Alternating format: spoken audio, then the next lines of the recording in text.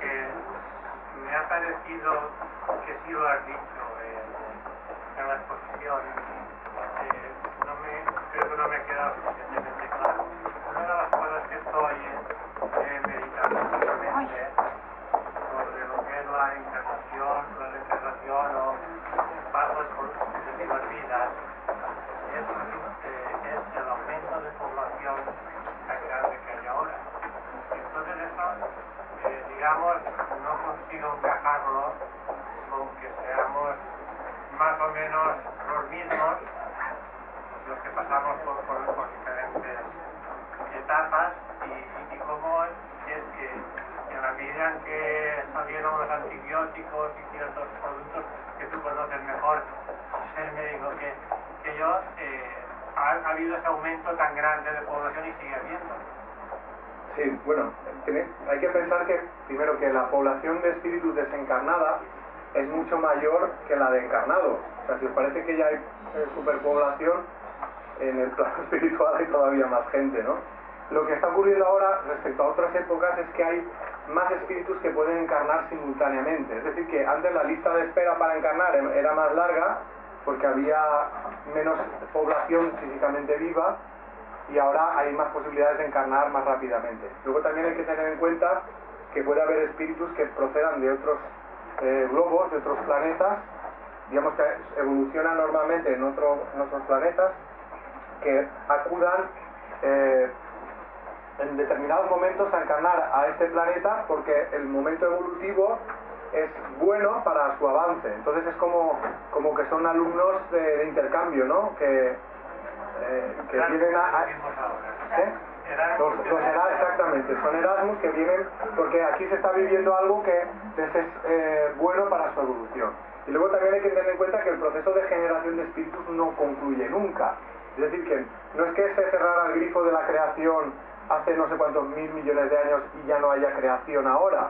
Ese proceso siempre está en marcha, entonces siempre van acudiendo espíritus que están en las fases de evolución por encima por debajo de la humana. Cuando dan el salto a la etapa humana de evolución, pues necesitan encarnar como humanos. Entonces esa suma de todos esos procesos es lo que genera pues que haya tanta población encarnada físicamente viva. Sí. Pensando esto mismo, puede haber planetas encarnados con seres más avanzados que nosotros, con más luz, con más amor. Sí, de hecho los hay. De hecho, digamos, nuestro futuro es convertirnos en un planeta de esa naturaleza, donde haya la mayoría, digamos, de seres encarnados ya tengan cierto nivel, y entonces eso hace que la vida en ese planeta sea mucho más feliz. Y eso hay tanto planetas de un nivel superior al de la Tierra como en un nivel inferior. Por lo tanto estamos evolucionando. Ahora mismo, con tanto bollo que hay por medio, ¿qué pasa en la Tierra? Pasa que es un momento donde ya parece que hay una cantidad de gente mínima que quiere dar ese cambio, ¿no? Del egoísmo hacia el amor. Digamos que lo que ha ido pasando a lo largo de la evolución en el planeta es que ha ido aumentando el número de gente que habían empezado a querer amar. Mientras eran minoritarios, eran aplastados, ¿no? En la historia. Como ocurrió, por ejemplo, con los primeros cristianos, o como ocurrió con los cátaros. O sea, siempre, digamos, el egoísmo predominaba sobre el sentimiento y conseguía apagar esos conatos, digamos, de espiritualidad. Ha llegado un momento en que ya hay tanta gente que quiere dar el paso que es imposible a los que se rigen por el egoísmo controlar todo eso. Y eso es lo que puede traer un cambio a nivel social, que de hecho para mí ya está ocurriendo. Hace 50 años hubiera sido impensable hacer esta charla, estaríamos todos en el cuartelillo. Sin embargo, primero que habría poca gente interesada, y segundo, que los que estuvieran interesados se estaban jugando el pellejo, ¿no? O sea que va habiendo una evolución, mayor libertad, menor temor, se va saliendo más del armario espiritual, que digo yo, o sea que la gente ya va perdiendo el miedo a que le vean como un bicho raro, ¿no? Porque hace tiempo, pues, cualquiera que hablara de la reencarnación, pues ya lo estaban mirando mal y como si estuviera chalado, ¿no? Y sin embargo eso ahora no ocurre. Entonces, ya hay mucha gente que quiere dar ese cambio. Y cuando hay tanta gente que quiere dar ese cambio, eso se va a notar.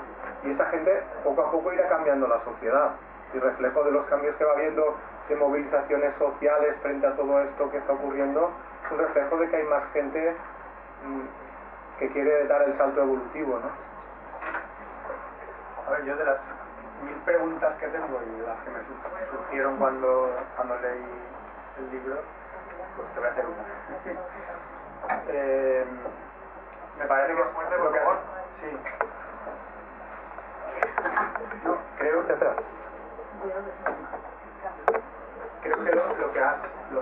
lo oí, tú que tienes ya más práctica. Sí, sí. La posición. ¿Ahora? Prueba a ver. ¿Sí? Apriétale abajo. ¿Ya? Sí, ahora sí. La segunda es, me parece que puede ser me parece que es un resumen muy acertado de lo que podría ser la teoría de lo que puede ser pues entre encarnación y encarnación, ¿no? Como ver claramente así, pues mira, el temario tal, vale, todos podemos estar de acuerdo. Pero pasar de la teoría a la práctica, ¿no? Que es un poco lo que nos toca hacer ahora. Pues querías alguna pista en ese sentido, porque tampoco crear ilustraciones, porque yo comía que nuestra teoría, pero a la hora de practicar es más chungo de lo que parece. No es nada fácil, porque llevamos muchos años de la contracorriente, digamos, y el practicarlo es lo que... ¿Tú cómo lo haces?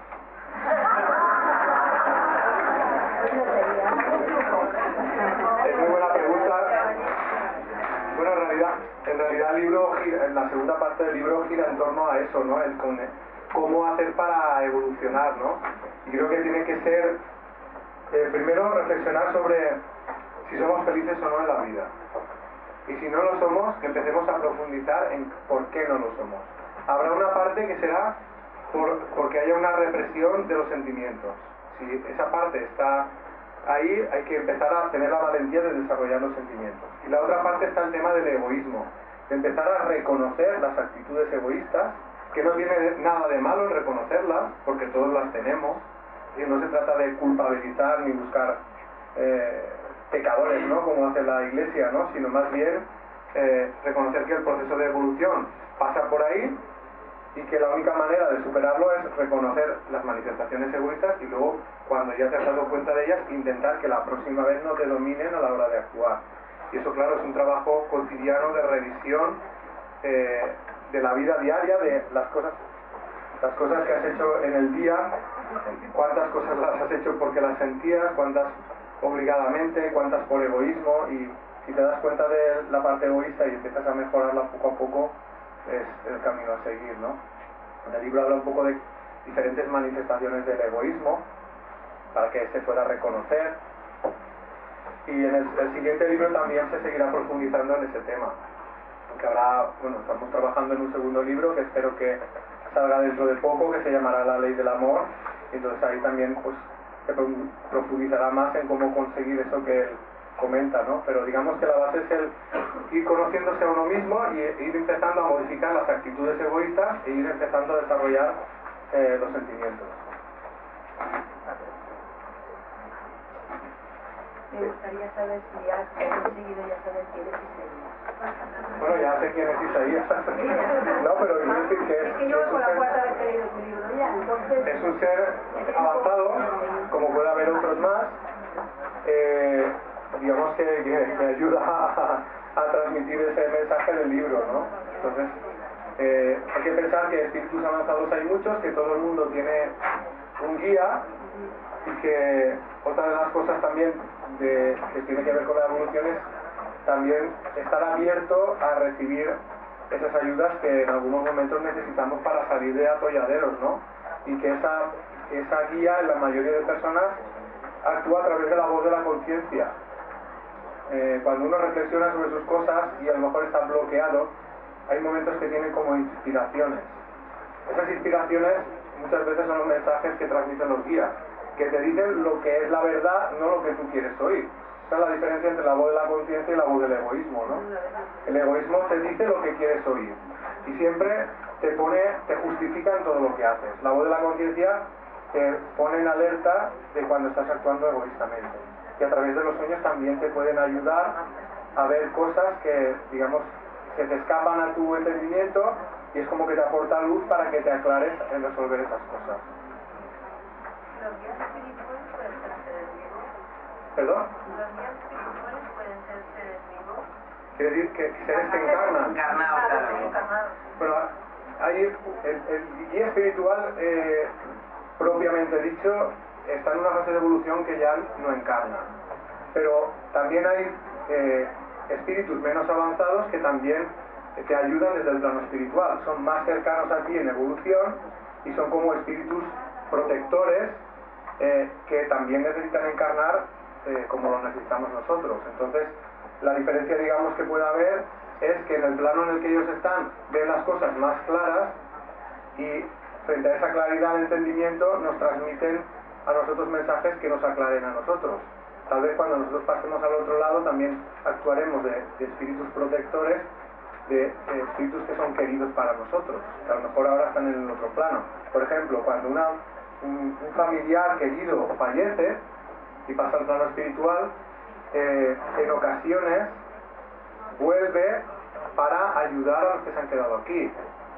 Incluso durante la noche nosotros somos los que nos separamos del cuerpo y pasamos al plano espiritual y entramos en contacto con ellos. A veces cuando uno recuerda un diálogo muy vívido con un ser querido, donde se ha tocado algún tema importante para uno mismo y el otro nos está dando consejos, eso es un recuerdo de algo que ha sido real y que en realidad después de eso nos sentimos mucho más reconfortados y con más claridad para resolver alguna circunstancia de la vida. O sea que puede haber, el guía no encarna, pero otros seres que tienen menos avance también están ayudándonos en ese proceso y en algún momento pueden encarnar. Sí. Tengo tantas, pero bueno, referente a lo de hacerlo, tener la libertad de coger decisiones y tal, pero el problema es que si con esa libertad para ser feliz haces daño que dejamos a otras personas que están. Claro, en realidad ese es el límite, ¿no? Cuando se refiere a la vida personal de uno mismo, por ejemplo, tema de relación de pareja, creo que prevalece la libertad de uno al sufrimiento del otro. Y ahora me explicaré por qué. Porque tú aparentemente puedes creer que aguantando esa situación estás haciendo sufrir menos, cuando en realidad no es así. Porque una persona en una relación de pareja que no quiere al otro, automáticamente eso le impide hacer feliz a la otra persona. Lo que puede ocurrir es que por tema de los apegos, la otra persona se tome mal esa decisión y entonces sufre. Pero no porque tú hagas sufrir, sino porque sufre a consecuencia de que no respeta la libertad. Pero ya no tu pareja, sino hijos. Siempre hay una parte que es lo que se refiere a la vida de uno mismo personal, que uno tiene la libertad sobre ella. Lo que ya no sería justo es que tú interfirieras en la libertad de otros. El otro puede decirte, oye, que te estás pasando conmigo, ¿no? Entonces, digamos que el límite está saber dónde está tu libertad o lo que corresponde a tu propia vida y lo que es la libertad de los otros y no traspasar ese límite. Y luego también está el tema de saber si la actuación tuya es una actuación egoísta o es una actuación de desarrollo de un sentimiento. Si es una actuación egoísta, eres tú el que tienes que cambiar. Si es una actuación del desarrollo de los sentimientos, aunque a los demás les pese, si es de tu propia vida, tendrán que aceptarlo. ¿El cargo de conciencia? No sé, de alguna manera. El cargo de conciencia viene por la educación represiva. Y entonces hay que desprogramarse de eso para poder disfrutar de esa libertad. Porque si una persona empieza a ser libre, pero se siente culpable, no disfruta de esa libertad. Entonces el problema está en desprogramarse del sentimiento de culpa, en este caso. Eso decía de cómo se hace. Solo por saber que hay que hacer eso, ¿no? ¿Cómo se hace? Primero, reconocer que esa situación se da en uno mismo, es decir, que uno se siente culpable, y luego el saber hasta qué punto es justo el sentirse culpable por esa situación. O sea, salirse de tu propia vida y analizar las cosas objetivamente. No es fácil, porque si una persona ha estado toda la vida educada de una manera, el cambio no va a suceder de la noche a la mañana. El revulsivo, el motor de ese cambio es que cuando uno hace lo que siente, eso le hace sentir feliz. Aunque todos los demás estén en contra tuya, el interior y tu conciencia está tranquilo. Entonces hay que profundizar en encontrar o saber lo que uno siente. Eso es lo más importante. Cuando uno sabe lo que siente, es capaz de tomar todas las decisiones adecuadas en función de lo que siente. A veces lo que cuesta es llegar a saber lo que uno siente. Uno tiene dudas de si siente esto o no lo siente. El miedo atenaza el que aparezca lo que uno siente. Y mientras uno no elimina el miedo, no tendrá claras las cosas. Es un poco complicado, son muchos matices ahí, pero fundamentalmente se trata de encontrar en el interior de uno mismo lo que uno siente y a partir de eso empezar a tomar decisiones en función de eso. Aunque puede costar tomarlas porque el miedo atenaza mucho a las personas. O porque el sentimiento que tienes es egoísta, y como discernir que es egoísta realmente, porque te sientes bien o no. Bueno, ahí he comentado un poquito la diferencia, ¿no?, entre el amor verdadero y el amor egoísta. El amor egoísta hace las cosas esperando algo a cambio y no respeta la libertad del otro. El amor verdadero es el que actúa desinteresadamente y respeta la libertad del otro, pero también lucha para reivindicar la propia libertad. Oye, por ahí. Has dicho que la vida entre vidas es el periodo de formación y la vida encarnada es el examen. Entonces, sabiendo que el tiempo es algo relativo, ¿tienes una idea más o menos de cuánto tiempo estamos formándonos en la vida entre vidas antes de encarnar? Y por otro lado, habiendo dicho que hay lista de espera, si un ser, por ejemplo, de que la vida es muy dura y no quiere seguir evolucionando, puede dejar de encarnar, aunque no haya completado un plano como para un nivel espiritual como para no encarnar. Puede retrasar la encarnación, pero no puede interrumpir el proceso de encarnación. En algún momento tendrá que afrontarlo. Lo que tiene que es que superar el miedo a encarnar, ¿no? Porque si no se estanca en su evolución y es desgraciado. Llega un momento en que sufre tanto por no seguir en ese camino de evolución que él mismo se da cuenta de que tiene que volver a encarnar. Y el tema pero en realidad es una simplificación porque se aprende en el plano espiritual y en el plano físico. Uno puede estar aprendiendo en vida, no necesariamente solo ponerse a prueba, pero más o menos es así. No hay un tiempo determinado, es decir, no hay el tiempo que uno pasa desencarnado respecto al que pasa encarnado varía de unos seres a otros.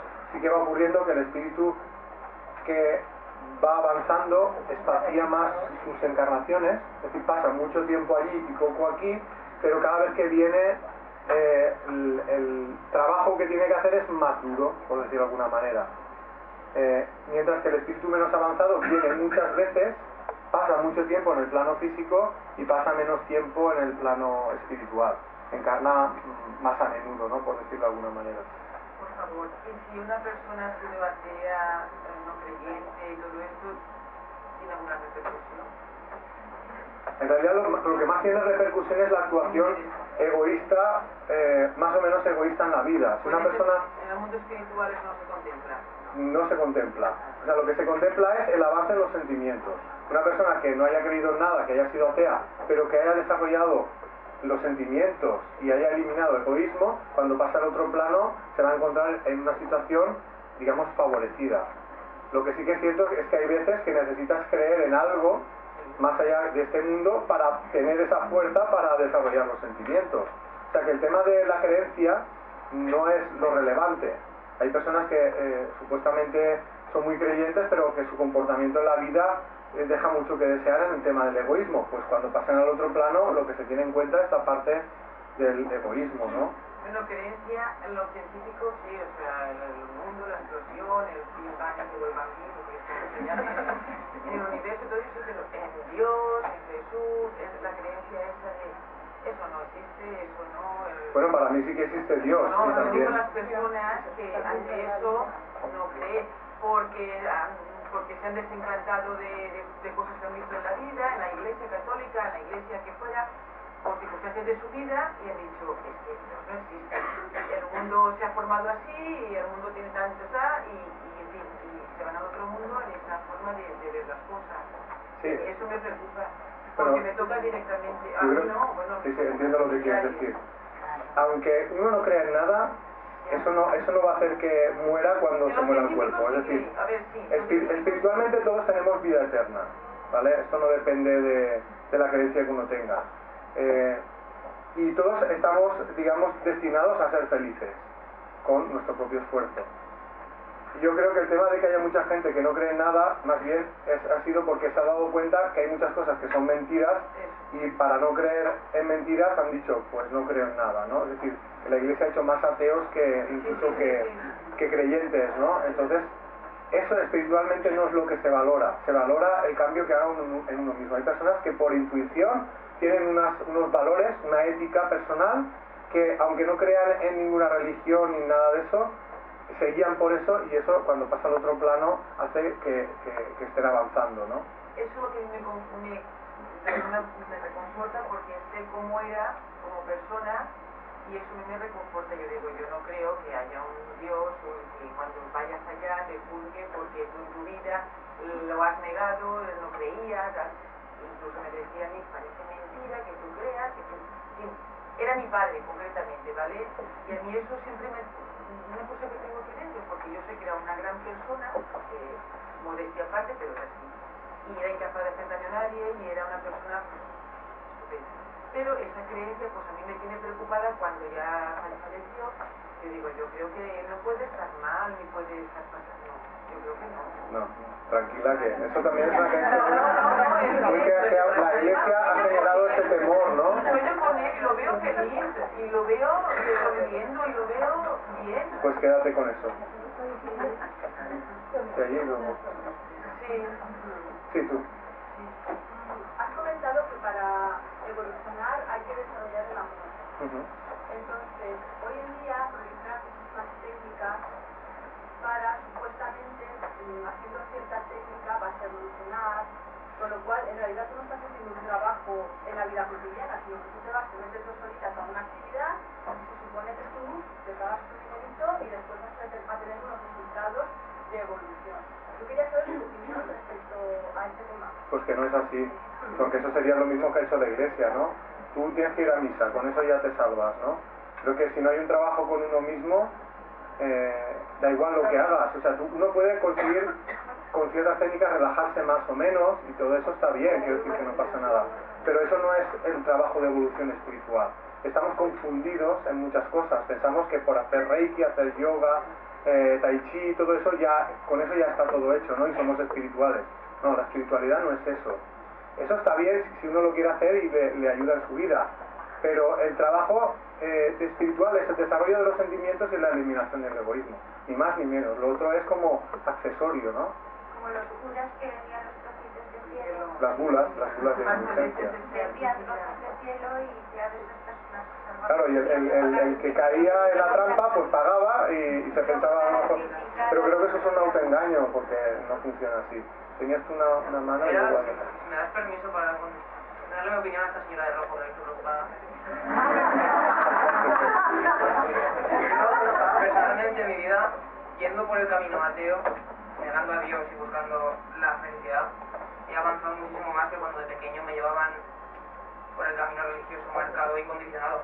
Entonces al final yo creo que todos los caminos acaban conduciendo al punto del que nos habla, que no hace falta seguir ningún camino concreto.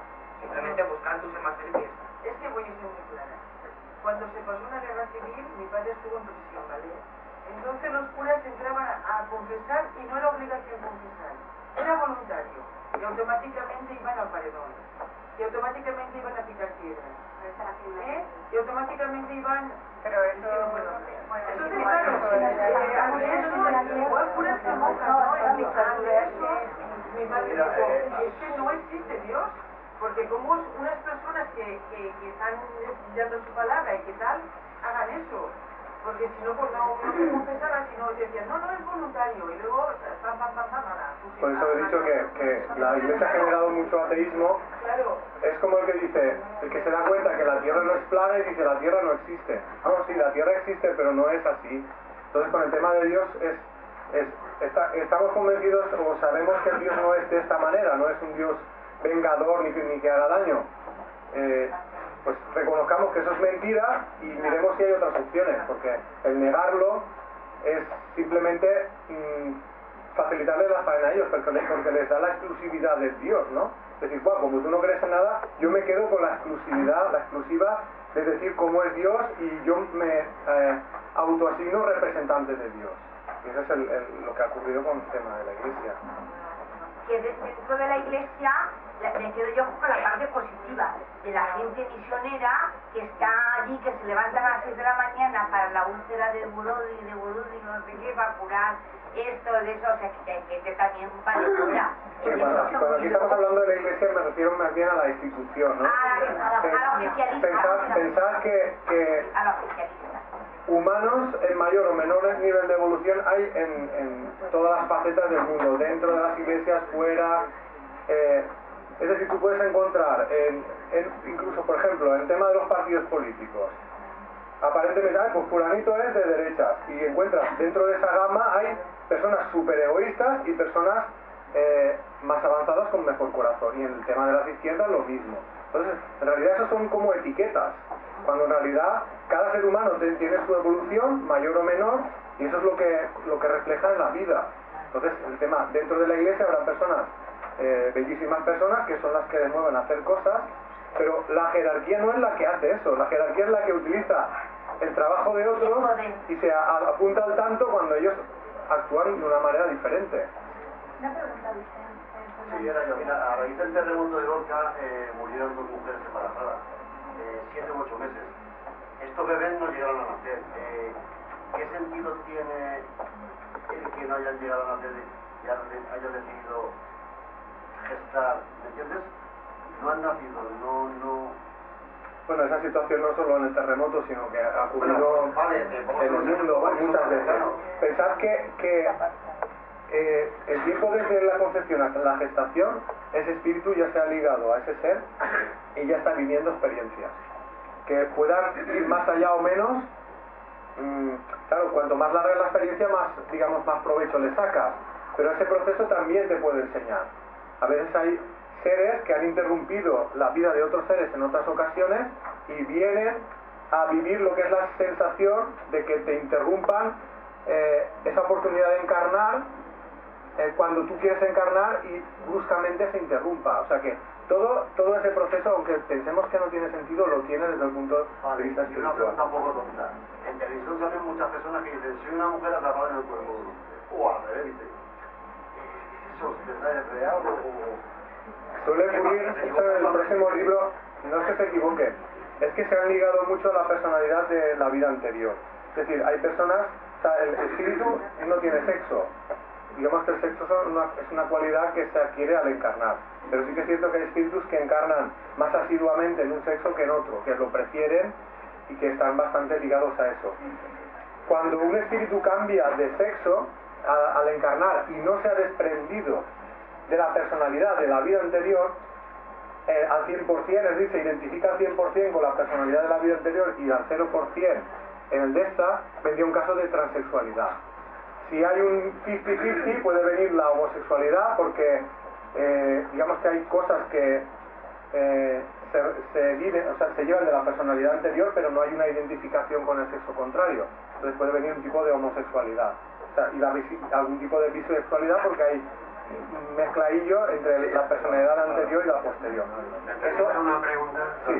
Bueno, por todo lo que está diciendo, desde que uno empieza hasta que uno acaba con todo ese proceso de creación, de ir pasando un cuerpo a otro, hay infinidad de puntos, ¿no es eso? Es como una carrera, y empiezas a estudiar y terminas con ella. Resultará que todas las preguntas que estamos haciendo aquí no son más que diferentes fases que hay de muchas personas, que no hay uno está en una fase, otro en otra y otra en otra, pues gente hablando de no ha llegado al final. Sí, es así. Nadie llega al final. Sí, de hecho creo que se desprende de lo que estamos comentando, ¿no? O sea, no hay, la diferencia entre unas personas y otras no es porque hayan sido creados mejores o peores, sino por el diferente, digamos, edad espiritual. En la edad espiritual unos han vivido más y otros menos, y el provecho que haya sacado cada uno de las vidas, ¿no? Hay personas que avanzan más rápido, hay periodos de avance rápido, avance lento, y eso es el resultado, digamos que el resultado de todo eso es la diferencia que hay entre unos seres y otros. O sea que en realidad todos estamos componiendo la misma línea. Unos han preguntado estando ellos aquí, otros aquí, otros aquí, y a lo mejor otros están al final casi, ¿no? Sí, así es. Pero no hay un final en el proceso de... No hay un final en el proceso de evolución. No hay un final en el proceso de evolución. Siempre se puede seguir aprendiendo algo, ¿no? Pero sí que es cierto que hay diferentes niveles y que cada persona está en un nivel. Sí, yo no sé igual esto.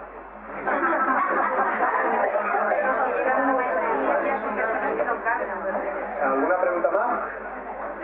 Espera, Cuando una persona encarna decidiendo tener una enfermedad concreta, Sí. Otros seres que no están dentro de ese alma deciden utilizar su poder de curación o de oración para ayudar a ese alma a sanarse cuando ella decidió tener esa enfermedad. Eso ocurre mucho también. Sí, entiendo lo que quieres decir. No hay nada de malo en desear lo mejor para cualquiera y ayudar a la persona que sufre en cualquier circunstancia, sea enfermedad o en cualquier otra circunstancia de sufrimiento en la vida. Porque no sabemos realmente el pasado de cada persona, ¿no? Entonces el deseo de ayudar siempre es algo bueno. Ahora está el tema de hasta dónde va a poder llegar esa ayuda. Por muchos deseos que uno tenga de ayudar, por ejemplo a través de energías para curar ciertas enfermedades, habrá en casos que no se podrá, porque será una enfermedad congénita que esa persona ha venido a pasar. Lo que podrás es ayudarle a mejorar su estado en general, y eso será algo bueno y positivo.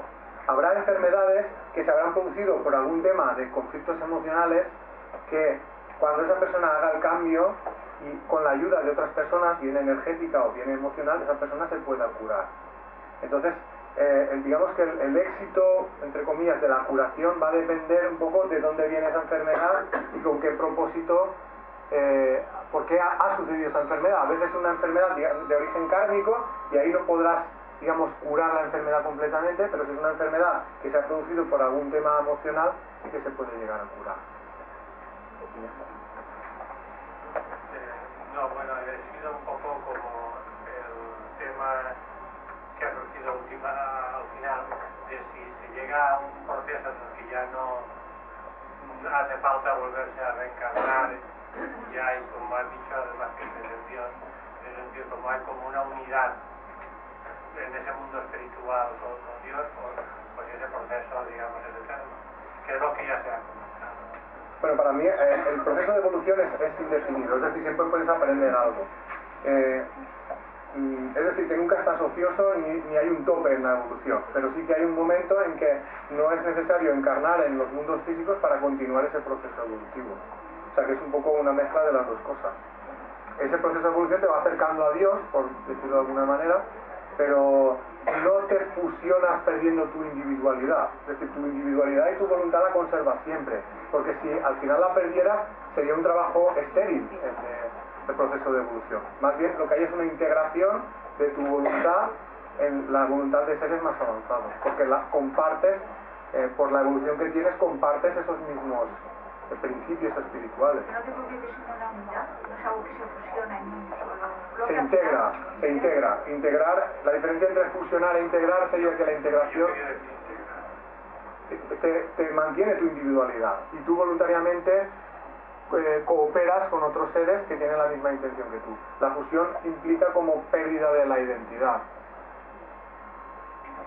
Yo intento seguir una máxima que yo misma me puse y era, lo más que es muy difícil, ¿no?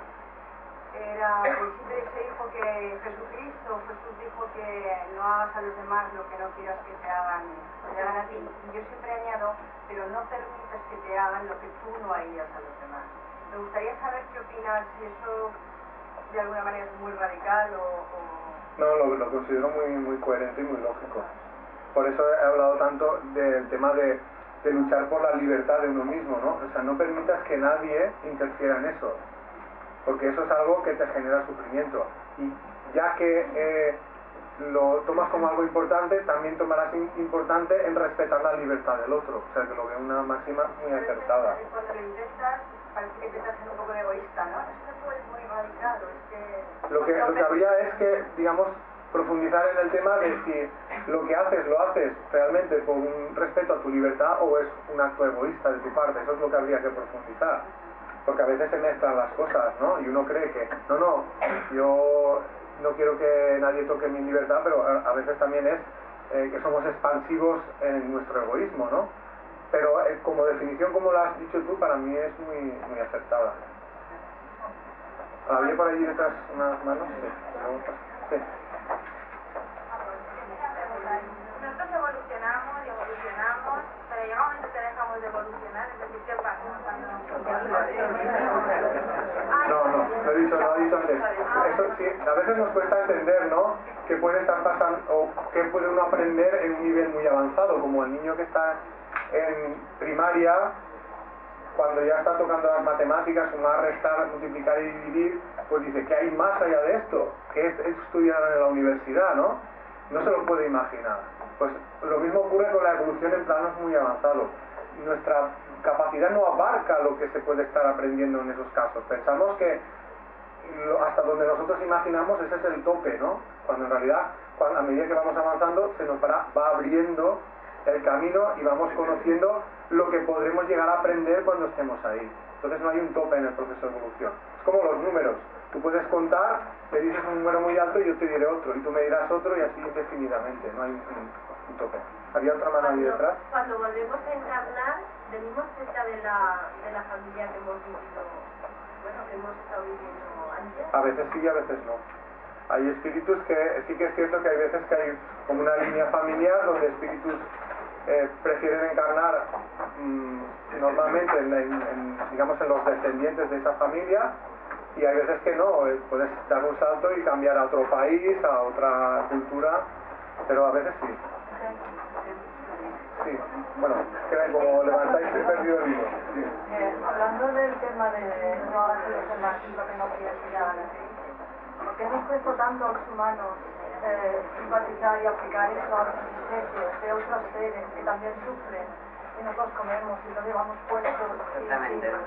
Y yo conozco mucha gente que es muy buena y que no haría daño a nadie y que cuidaría a un gato, un perro, pero aunque les hables de no comerlos, de lo que sufren en las granjas, de lo que sufren para llevar pieles, no pueden. Es que con esto no puedo. ¿Cómo es posible que se pueda empatizar con otros seres de tu misma especie, pero con el resto no? Bueno, pienso que eso va también bien por gradación. O sea, hace 15.000 años había canibalismo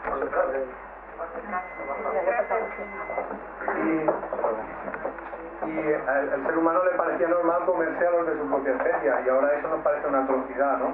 Entonces, cuando haya un nivel evolutivo mayor, nos parecerá tan atroz el comer animales como nos parece ahora comer humanos, ¿no? Entonces eso vuelve a formar parte de un proceso de eliminación del egoísmo. También hay que tener en cuenta que la educación que hemos tenido influye mucho.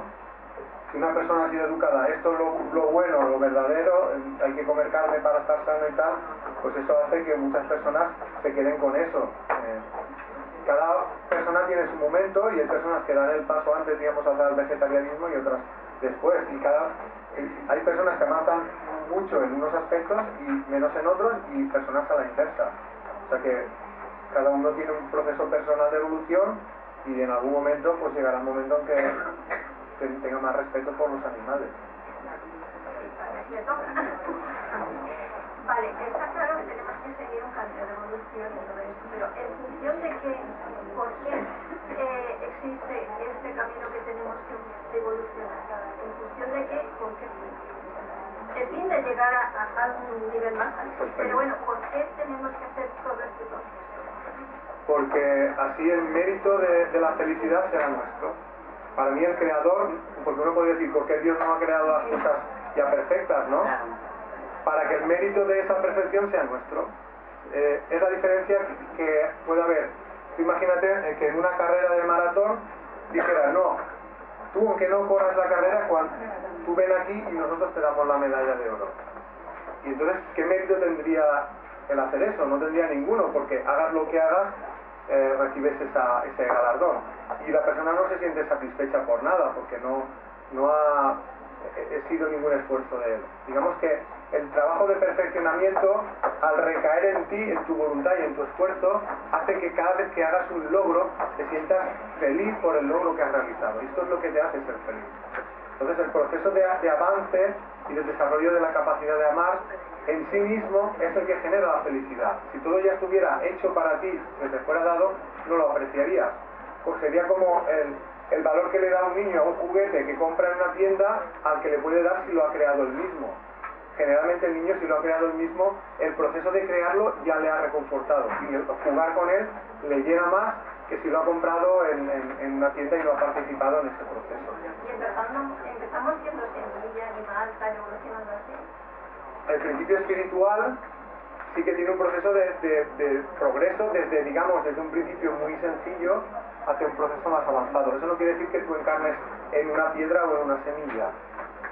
Lo que va haciendo es que el principio espiritual se va ligando a las formas de vida, diferentes niveles de vida que hay, y la individualización empieza, podemos decir que en la etapa de la fase animal y no en el principio. Ahí es cuando tú puedes decir que un espíritu encarna en un animal. Por ejemplo, en los mamíferos ya se puede ver esa individualización. Hasta ese momento no puedes decir ni que un espíritu se ha encarnado en una piedra ni en una planta de trigo, porque no se ha producido esa individualización. Pero a partir de cierto momento sí. ¿Había por ahí antes manos levantadas? Por allá, sí. Cuando en principio se comete contra alguien, esa persona no se sabe defender, digamos, puede ser esa circunstancia por otra vida o simplemente porque hay injusticias en el mundo. Y luego también además el rencor o el sentimiento que eso genera en la persona que no se está defendiendo. Puede ser las dos cosas. Puede ser una circunstancia de cosecha de lo de una vida anterior, es decir, que en un momento tú eres víctima de una injusticia de otro, porque en una vida anterior tú fuiste el que cometió una injusticia hacia otra persona que no lo merecía, o puede ser una situación que aparezca sin que sea una reparación de nada del pasado, por la inferioridad propia de este planeta. Es decir, en este mundo es muy difícil que tú no vivas situaciones difíciles, aunque no sea nada que tú tengas que reparar, sino es inherente al mundo este. Lo digo porque, por ejemplo, uno podría pensar, pues sí que hizo cosas malas Jesús en otras vidas, porque mirad lo que le hicieron pasar, ¿no? En realidad en este caso no es así, igual que el de muchos otros. Él viene con un propósito, que es el de dar a conocer un mensaje de amor para ayudar a sus hermanos de menor evolución, y sabe que el venir a este mundo le va a traer problemas. Acepta venir sabiendo que se va a llevar muchos palos. Entonces, y luego el tema del rencor y todo eso es un tema que habrá que trabajar. O sea, la persona que cuando le hacen algo le genera rencor, o sea, el rencor, la rabia, es porque hay una parte de egoísmo ahí. Ahí más bien tendrá primero que luchar, tendrá que vencer el miedo, por ejemplo, porque una de las pruebas que puede venir un espíritu a vivir es liberarse, por ejemplo, de la opresión, tener la valentía de liberarse de una opresión. Y eso necesita uno vencer el miedo. Eso es una misión de avance en sí mismo. Y luego está el tema del rencor, que hay que vencerlo también. Pero a veces eso, que cuando una persona... Es decir, no quiero que se quede el mensaje de que cuando una persona está viviendo una injusticia, tiene que achantar con ella porque puede ser una deuda espiritual. Para nada. Cuando hay una situación de sufrimiento, uno tiene que luchar activamente para desembarazarse de ella. Porque a lo mejor es el trabajo que tiene que hacer. ¿Por qué? Porque yo defender desde pequeña lo que hemos capacitado, una injusticia no la puedo ver. Sin embargo, yo a mí misma no me puedo defender. Bueno, a lo mejor está, cuando es de cara a uno mismo, se meten los miedos personales y eso bloquea a la persona. Entonces pienso que tan luchador se tiene que ser para las injusticias hacia los demás como para las de uno mismo. Porque a veces hacia lo de los demás nos cuesta menos porque en ese momento no tenemos miedo. Sin embargo, para nuestro mismo el miedo nos atenaza. Y entonces por eso no tenemos tanto énfasis. ¿Sí? Hay técnicas que para desarrollar el subconsciente hay que recurrir recurrir a familiares que o bien están en vida o ya no están en vida, para poder desbloquear el subconsciente personal. Entonces yo quería saber tú qué opinas de esas técnicas que hay que recurrir a seres que ya no están encarnados. Pienso que no es... Pienso que no es así. Quiero decir que no hace falta... A ver, es verdad que hay técnicas, por ejemplo, la regresión, que te pueden hacer volver a una situación de trauma de la infancia o de otra vida, que te puede dar luz a por qué tienes ese tipo de por ejemplo, el miedo, o porque tienes alguna situación de sufrimiento que no sabes localizar, ¿no? Y eso puede ser bueno, pero creo que es un error pensar que la solución de los problemas está en lo que hagan otros, más bien está en lo que tú hagas sobre ti mismo, ¿no? Y a veces no hace falta que nadie de los que participaron, a veces sí, si está en vida, tú puedes intentar, oye, tienes un problema con esta persona, hablar con ella. O que una persona ha pasado al otro plano y tú quieres pedirle perdón, lo puedes hacer desde este plano, porque ellos escuchan todo eso. Pero yo me quedo más con el mensaje de que la clave de la superación de los problemas está en lo que uno haga por sí mismo, más que depender de otros, porque si nuestro avance dependiera de los otros, lo cogeríamos como excusa para no avanzar. Porque uno puede decir, no, yo es que yo quisiera ser feliz, pero no puedo ser feliz porque mi padre me está jodiendo. Pues entonces, si es así, libérate de esa opresión, porque está en tu voluntad el poder hacerlo. O soy desgraciado en mi matrimonio porque no quiero a mi marido, pero no me voy a divorciar nunca. Oye, pues, porque no quieres dar el paso, porque nada te obliga a estar ahí. Entonces, a veces cogemos como excusa de que el mal nuestro depende de otras personas, porque es una manera cómoda de justificar el no hacer nada, ¿no? Sí, pero perdona que no me siento respondida en la pregunta.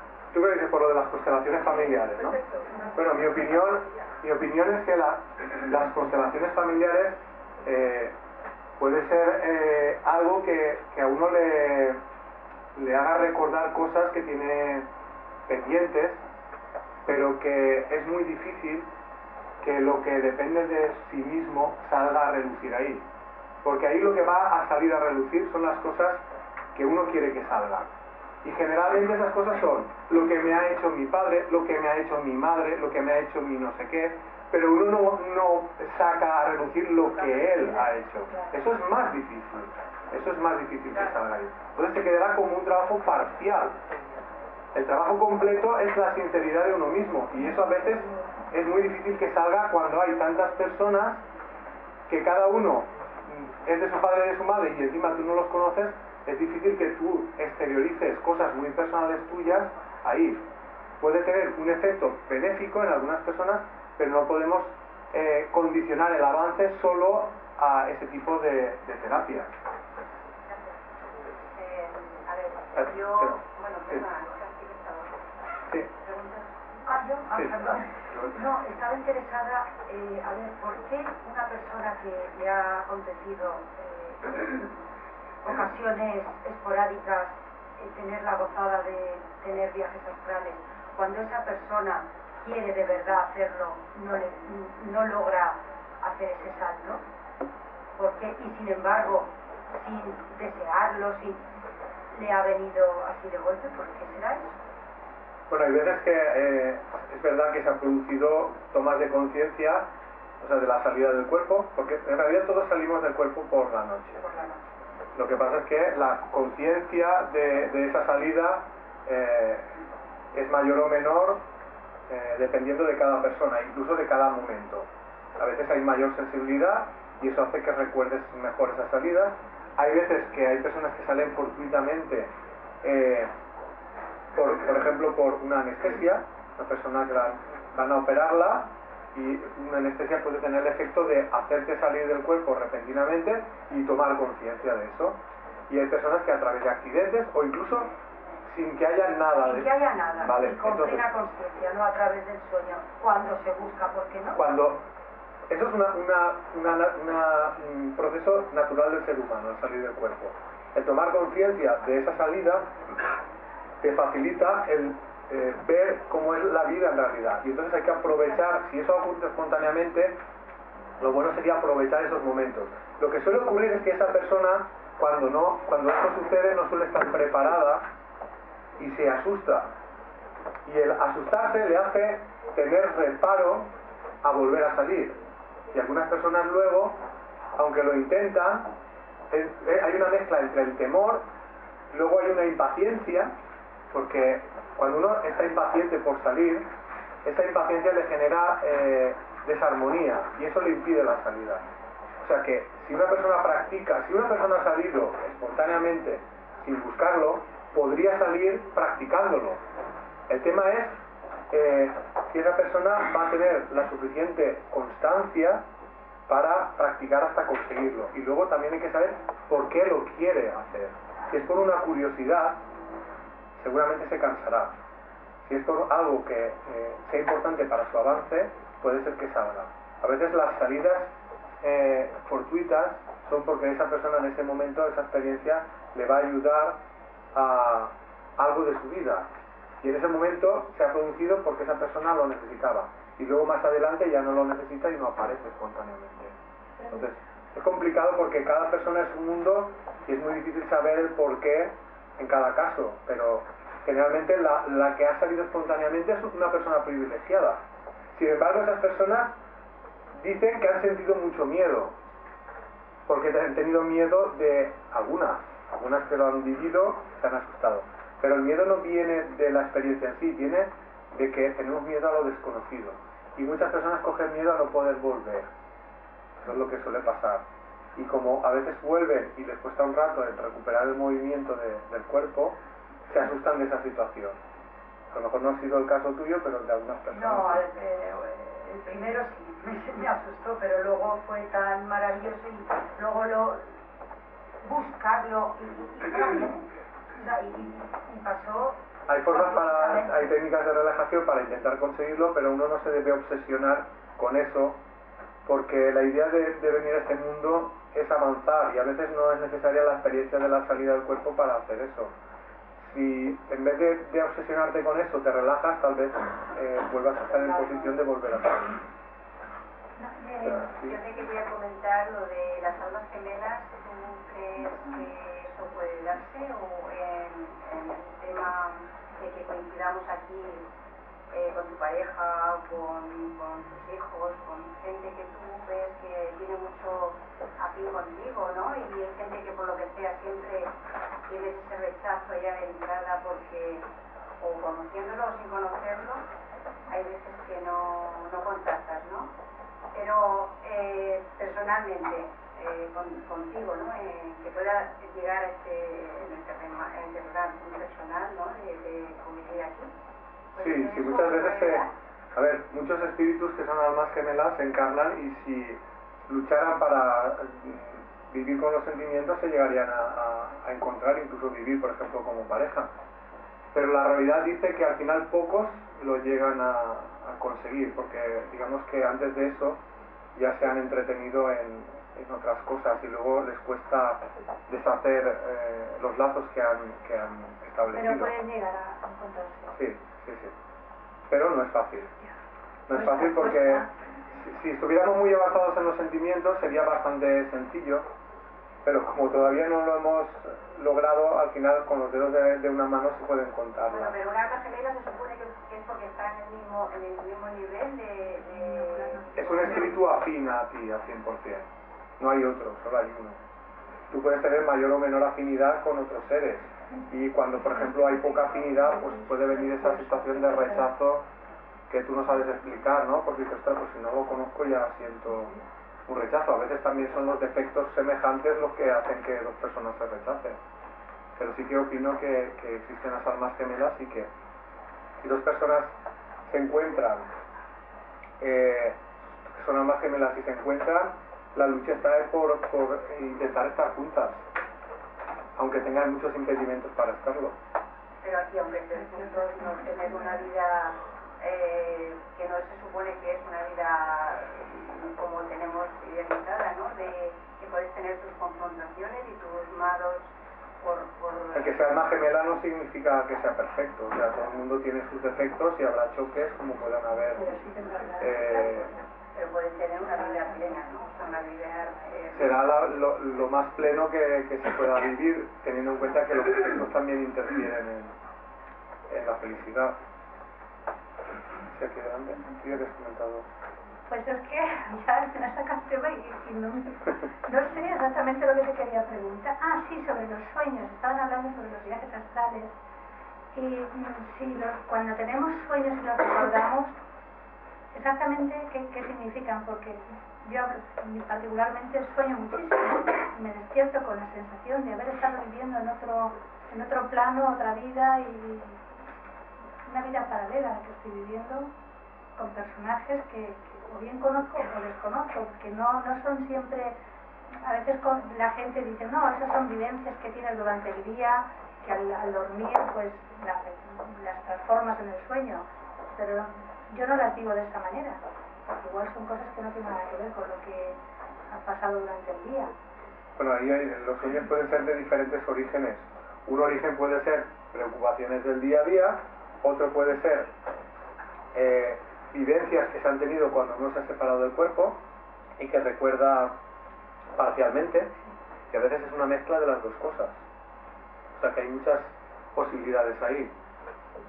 Si un sueño es muy vívido, generalmente refleja o algo vivido en el proceso de separación o algún tipo de mensaje del mundo espiritual que aparece en clave. A veces cuando hay símbolos, por ejemplo, que soñar con toros, o soñar que uno va con el coche y se pega un piño, y cosas así suelen tener un significado simbólico. Entonces hay diferentes posibilidades. Tú lo que quieres es que te diga a ver si estás viviendo en otra vida, en otro sitio. No, simplemente pues que me choca mucho el tema este, porque yo a veces, claro, es que me levanto por la mañana con la sensación de que he estado en otro sitio, he estado viviendo una vida total, o sea, es que lo mismo que estoy viviendo en este momento. Pero piensa que es verdad que llevamos una doble vida, que es la vida de encarnado y la vida de desencarnado durante el sueño. Cuando uno está separado del cuerpo, no penséis que está ocioso, está haciendo cosas, y además ahí puede hacer muchas más cosas de las que puede hacer cuando está y con respecto a lo de las almas gemelas, tengo que reconocer que yo la tengo y la he encontrado afortunadamente, y ha sido un alma que se me ha ido gustando mucho a lo largo de mi vida, desde pequeños, desde niños. Apareció en mi vida y es una persona que se me ha ido cruzando por un camino, por otro camino, con muchas dificultades, y al final ha aparecido. Ha aparecido ya con una firmeza y con una... no sé, es muy hermoso, muy bonito, no se puede describir. Además te da alegría, te cambia la vida totalmente. Pero tú reconoces que ha habido muchos cruces, y eso es porque si hay tantos cruces porque cuando pasa no se aprovecha la oportunidad. No se aprovecha pues porque pienso, yo creo, vamos, lo que pienso es que yo tengo, en mi caso, un karma que cumplir, que para mí está... Eso creo que es una equivocación al pensarlo. Sobre todo en el tema de las parejas, porque hay personas, por ejemplo, que dicen, no, si yo me llevo fatal con mi pareja, ni nos queremos ni nada, pero se ve que eso es un karma que llevo de otra vida. Pero bueno, tú has dicho antes también que sí que es cierto que a veces patrones que vivimos en otra vida se reflejan en esta, y que tenemos que aprender de ellos, es un aprendizaje con ellos. Te explicaré. Cuando es algo de otra vida, aparece en tu vida sin que tú hayas decidido nada en ello. Por ejemplo, tú naces en una familia y tú te puedes preguntar, ¿por qué estoy en esta familia? Tú ahí no has ninguna decisión de esta vida ha sido la que te ha llevado a encarnar en esa familia. Tiene que venir de antes, o una persona que encarna con una enfermedad. No es de una decisión de esta vida. Pero el tema de estar con una pareja son decisiones que se están tomando en esta vida. Por lo tanto, no podemos achacarlo siempre a que es una cuestión de karma. Puede ser que tengas algún tema que resolver con determinadas personas, pero eso no te obliga a estar con ellas de pareja. Y si no eres feliz, nada te obliga a continuar con esta relación. También te sirve de aprendizaje, igual tienes que aprender algo. Uno puede aprender de todo en la vida, de lo positivo y de lo negativo. Por eso, mira. El tema es si tiene que aguantar o tiene que superar eso. Pero si tú lo superas, señal de que has aprendido algo. Sí, por supuesto. Pero quiero decir que el mensaje no ha de ser voy a aguantar todas las Ser una circunstancias víctima, por negativas, supuesto que exactamente, no hay que sino ser víctima, que hay que sino superar aprender eso de todo ello.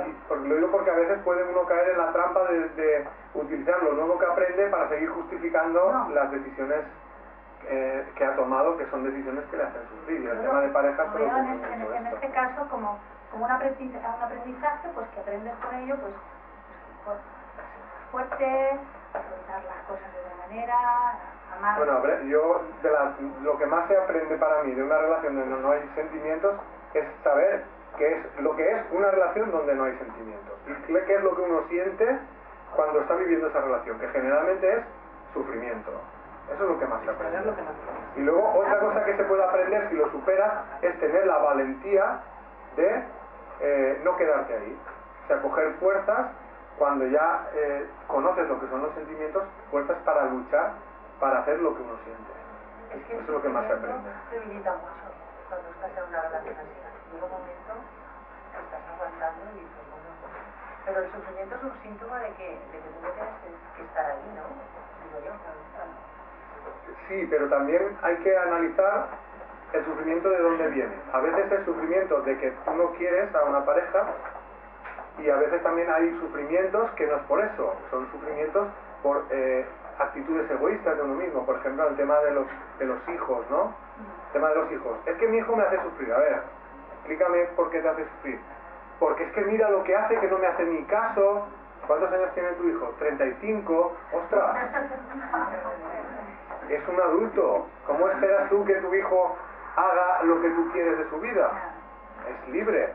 Entonces ahí el cambio, ese sufrimiento es reconocer que la otra persona tiene su vida, que tú no puedes interferir en eso. O sea que hay motivos diferentes para el sufrimiento. Uno de ellos es cierto, que es el no hacer lo que uno siente, y el otro es aferrarse a actitudes egoístas.